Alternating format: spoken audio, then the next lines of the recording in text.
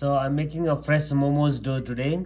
So 1 cup here, 2 cup of flour and 1 cup of cold water and then 1 teaspoon of salt. So I'm using the pink salt and mix it well, and slowly you can add the water.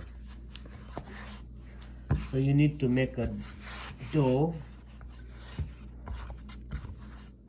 Just sprinkle the flour.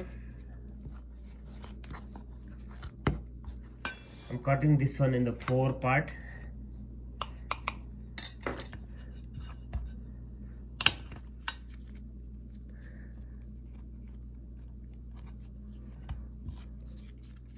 Just sprinkle some flour and cover it for 15 minutes. Now we can make the small portion, like a small dough. Portion came 25 pieces, so that is 100 momos is coming in one. So just dust it and then we set. Now we roll up like around 5 centimeter from the wide and just dusted the flour and put it on the top.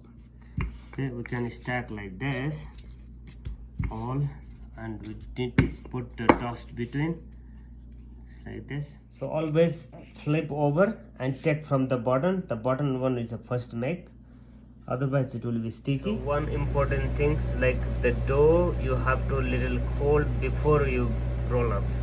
So that is really important. If you don't want to stack together, it's sticky, you can just separate it like this, small batch, and rest of if you're gonna keep it in the cooler, and you can just make a momos right away.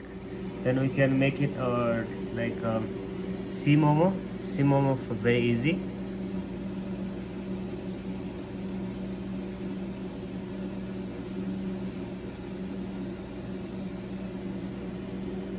Like this. यसरी चाहिँ एक batch बनाउँदै अनि राख्दै, एक batch बनाउँदै cook गर्दै गर्नु पनि सकिन्छ।